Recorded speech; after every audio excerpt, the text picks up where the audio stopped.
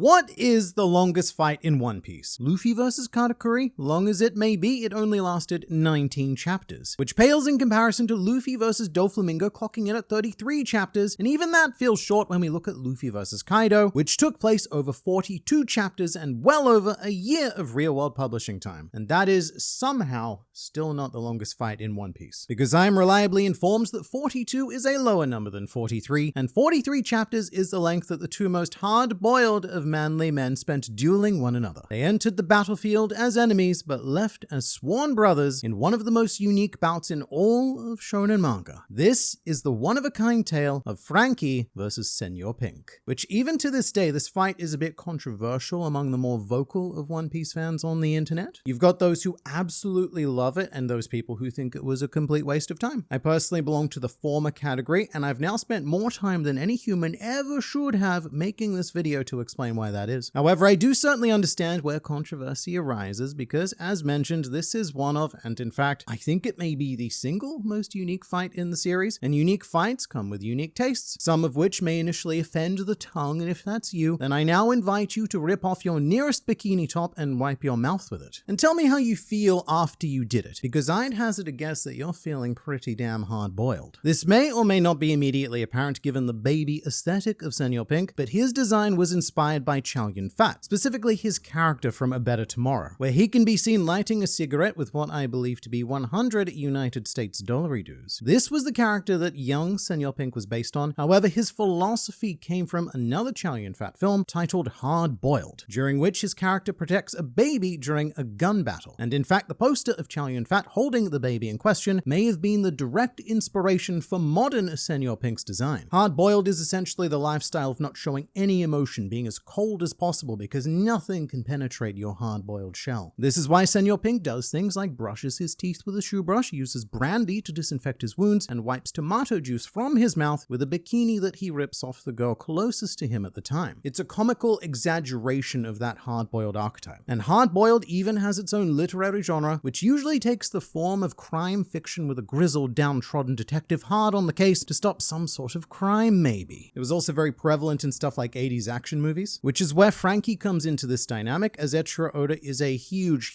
fan of the Terminator. He even has a life-size movable Terminator statue in his office, and Frankie is his Arnold Schwarzenegger homage to this love. And something that I feel can really unlock this fight for those who didn't initially take to it is to understand that this entire fight is a parody. It's not supposed to be a serious, straight-up punch battling encounter. This is not a Zoro fight, it is a Frankie fight. Frankie and Senor Pink spend the entire fight trying to one-up each other in being hard-boiled, but in doing so continuously display their soft-boiled qualities, like the classic Frankie quirk of acting all tough, then being immediately overwhelmed by emotion and playing the guitar. The joke is that both Frankie and Senor Pink act like these hyper-masculine manly men, whilst both of them have such ridiculous, not at all manly quirks. Senor Pink wears a diaper, Frankie has light-up nipples, and all of Senor Pink's attacks are named after cute little kitty cats like the Neko Mini Punch and the Nyan Nyan Suplex. So the key contrast here is that these two are the epitome of manliness, and yet they're the two craziest weirdos on the island at the time, possibly even in the world at the time. Each of them with an extensive suite of quirks which would traditionally immediately see them both become outcasts. And one of the core struggles during the fight is the attempt to outman one another, as Frankie and Senor Pink constantly refer to the other as quote boy to artificially raise their own status as the pinnacle of man. However, as I often say, Eiichiro Oda is a master of contrast. Very rarely does he go in and do something tunnel visioned. And given that this is a parody fight, Oda also chose to contrast that comedy with a great deal of genuine heart, and this is even before Senor Pink's flashback. For example, when Sugar gets knocked unconscious by Usopp and the rest of the Don Quixote family are horrified that all of their toy slaves are returning to normal, Senor Pink's only response is, "I only hope she's not hurt." And at another point during the fight, Frankie briefly distracts Senor Pink by claiming that he heard an old lady in an alley that needs help, which Senor Pink falls for. Although after discovering that he was tricked by this clever ruse, Senor Pink says, "There ain't no old ladies that need help," which is a relief, don't get me wrong. And Senor Pink even stops mid-fight to save a cat, which makes Frankie cry a singular manly tear. This character has a surprisingly big heart, and that only endears you further to the comedy, because as he continues to do weird and wacky things, it becomes like laughing along with a friend. And I do know that a lot of people challenge the notion of Senor Pink being a good guy, particularly because his job on Dressrosa was to enforce the continued domination of turning people into toy toy slaves, and to that I say, it's fair enough. I do think that there can often be a bit of a conceptual disconnect with Oda's characters and their actual actions in the series, which is something that not even the Straw Hats are immune to. In retrospect, it's a little bit horrifying what Nico Robin did as well, willingly assisting the beginning of a civil war that killed thousands of civilians, and even Frankie was a massive prick when we first met him, and he beat the living crap out of Usopp. But my general rule of thumb is that if we can love Robin after everything she's been a part of, then we've got space in our hearts for Senor Pink as well. Which is something that the crowd of this fight also goes on to realize. Senor Pink, he has his bikini girls, and Frankie, he has his tontada yelling words of encouragement. However, after a certain point, both sides end up being emotionally taken in by the sheer quantity of manliness on display. The bikini girls start to admire Frankie, the tontada start to admire Senor Pink, and comedic as it may be, this battle turns into something much greater than the specific situation of what's happening on Dressrosa. Yes, both sides have a mission, but this fight transcends all of that, and we are watching the pinnacle of men fight for the very concept of what it is to be a man. It's important to note Oda's use of crowds because he often has onlookers. They generally serve the purpose of exposition, but they also generally take the position of readers and watchers and tell us who we should be rooting for. But in this rare case, Oda models all of that. The crowd themselves become confused, and I think that reflects us as readers, because I started this fight rooting for Frankie, but I ended it wanting neither of them to lose. And one key reason why this is because there is an incredible Senor Pink flashback about the death of his son Gimlet and now vegetative wife Russian, which to this day is something that I point to as one of Oda's greatest twists of genius. To be able to take an obese man in a baby outfit and make me feel legitimately emotional about why he wears it, because it is the only thing that makes his vegetative wife smile. And when he says, "This outfit is worth more to me than the finest suit," I mean this with no exaggeration, that is one of the greatest lines in all of fiction. I'm just gonna say it. Senor Pink has a better backstory than Kaido. Although crazily enough, Oda wasn't planning on putting Senor Pink's flashback in the series at all. It was his editor at the time who insisted that Oda put this story to page after hearing about the backgrounds that Oda had written for Senor Pink. And as a side note, Oda once again managed to make the battlefield very relevant, and in this case, very much thanks to his editor, because Senor Pink was guarding the Smile Factory, which was very apt, as his whole personality at this stage was dedicated to guarding the smile of his wife Russian. This man is a guardian of smiles, and with that context, it makes it very easy to get on board with his over-the-top diaper-related stoicism. I might be wrong, but I also believe that this is the only turn-based combat fight in all of One Piece, by which I mean Frankie and Senor Pink almost never fight at the same time. They continuously take turns hitting the other one as hard as possible as a continuous display of how hard-boiled they are. And Frankie's reasoning for this is, quote, "When you're offered drinks at the bar, a man doesn't take his glass off the table." While Senor Pink's reasoning is, "Don't get the idea, little boys. My swim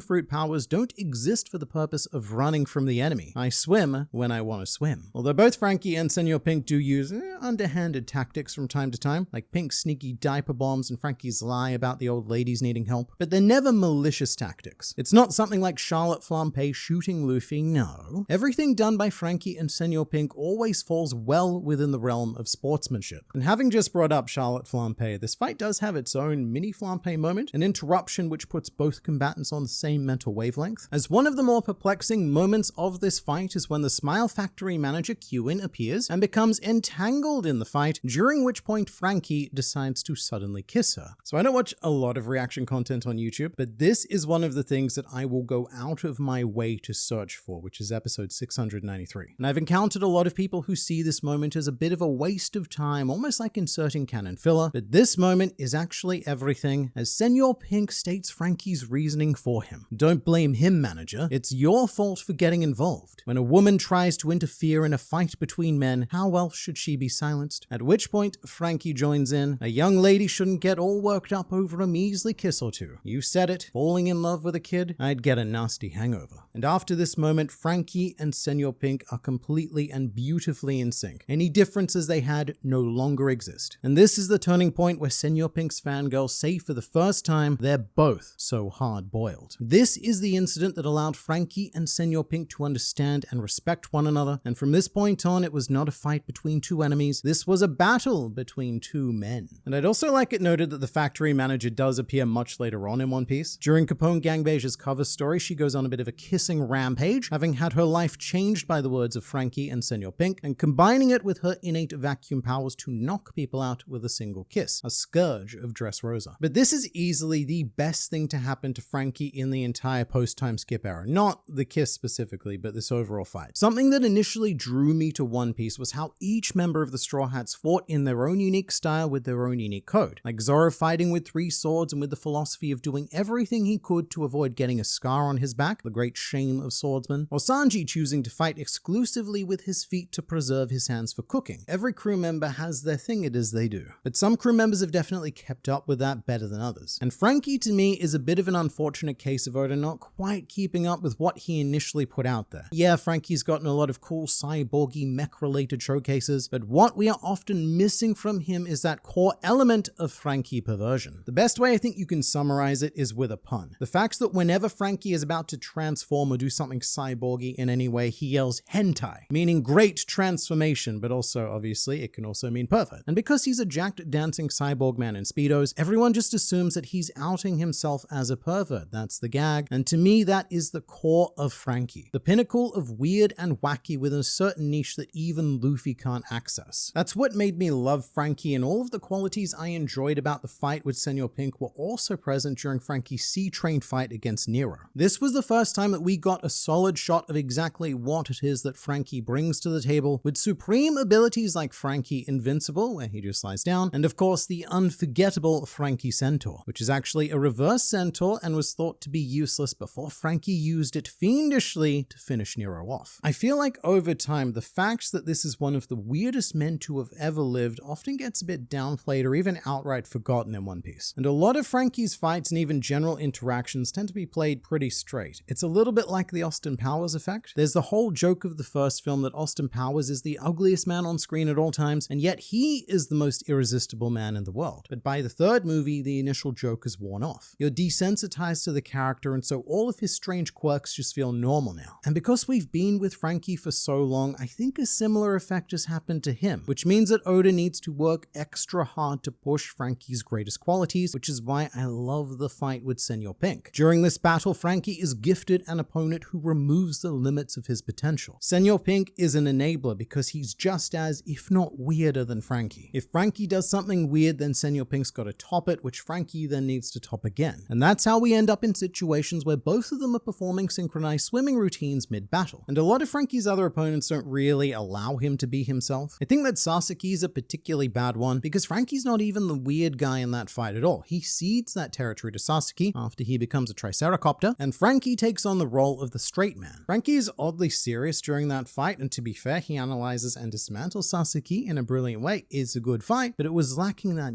that Frankie flair. Nothing about Frankie versus Sasaki led me to believe that this was an opponent who only Frankie would be suited to, unlike a Senor Pink, where Frankie was the only crew member we had who could match up to Pink's level of just weird. And like most things in One Piece, it's less about power scaling and more about telling a story through a fight. With Sasaki, there wasn't really a story to be told. And Triceracopter aside, it does appear to be a more standard shonen fight where action is only happening because that's the genre. But Frankie versus Senor Pink gave us something very, very special. It was not a struggle of strength, it was a contest of character. And even though Frankie is the last man standing by the end, it's a contest that I believe both characters won, as Senor Pink may have lost the fight, but he gained a brother on that day. And while we have yet to see their inevitable reunion, during chapter 1021, Oda gave us starving fans a very hard-boiled treat, as the cover page depicts Frankie and Senor Pink finally making good on that promise to have a drink one day, with Frankie clearly being moved by the story of Senor Pink's past, and one rather heartbreaking little detail happens to be the cocktails they're both drinking, which is a gimlet, a simple mix of gin, lime, and sugar, and also the name of Senor Pink's tragically lost child. And Frankie does also mention Senor Pink during Egghead Island. After seeing S-Shark use Senor Pink's Devil Fruit abilities, Frankie jumps to the conclusion that he died, which is a reasonable thing to do, but he is beyond relieved to hear that his brother is still alive and well. And look, a day will come where the Straw Hats will disband and everyone's gonna have to go their own separate ways. And when that day comes, I believe that Senor Pink might become part of the Frankie family. Because where else would be a better home for your brother than the family house?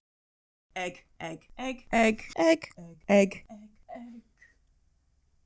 That's it. That's it. Do with that what you will, I guess. Every time you said hard-boiled, soft-boiled, hard-boiled. I see what you're doing. I see what you're doing. Egg. I couldn't let go of it. From the very beginning, it was all egg. Are you still recording? No. Okay, good.